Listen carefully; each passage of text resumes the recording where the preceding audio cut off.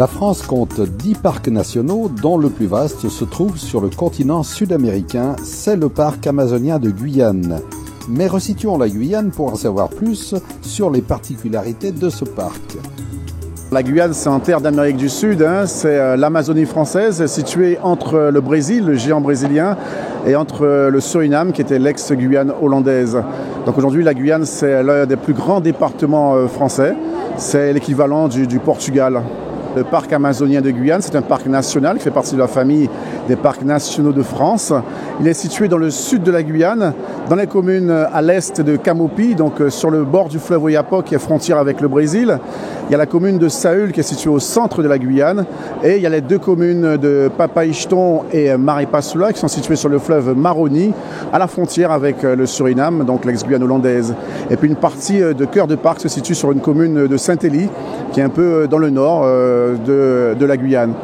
Donc c'est 5 communes qui ont toutes une particularité propre à ces communes-là. Sur les territoires du Maroni, par exemple, au bord du fleuve Maroni, qui est loin d'être une frontière, est un lieu de vie pour les populations, entre les populations noires marronnes, ce qu'on appelle les réfugiés d'esclaves qui ont fui les plantations au XVIIIe siècle, et dont certains se sont réfugiés en Guyane française, dont particulièrement ce qu'on appelle les Boni, aujourd'hui appelés Aloukou, donc qui ont recréé un espace africain, pourrait-on dire, sur le fleuve Maroni, en pleine forêt amazonienne. Il y a également les populations amérindiennes du sud de la Guyane, principalement les Wayana, donc au sud de Maripasoula. Et puis Maripasoula est une ville aujourd'hui très cosmopolite, donc on y trouve pas mal de parcours, de sentiers, de randonnées, comme à Papaïchton, la ville voisine, la commune voisine, où là encore on développe des circuits de randonnée en pleine forêt, et aussi du tourisme fluvial, puisque la particularité de cette partie de la Guyane, c'est ce grand fleuve Maroni qui ouvre les espaces d'excursion sur le fleuve.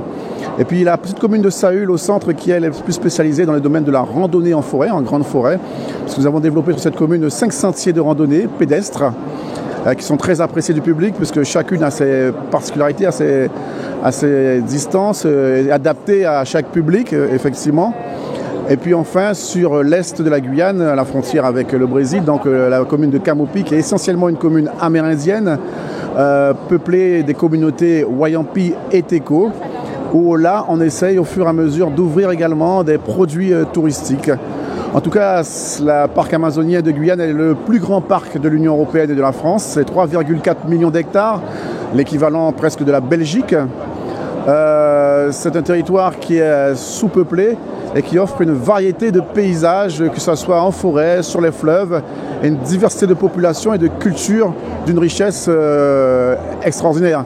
Et également cette biodiversité, qui est la biodiversité amazonienne, qui propose aussi des espèces, par exemple 1500 espèces d'arbres sur 1 hectare de forêt guyanaise, alors qu'en Europe, on ne trouve que 300 espèces d'arbres à l'hectare.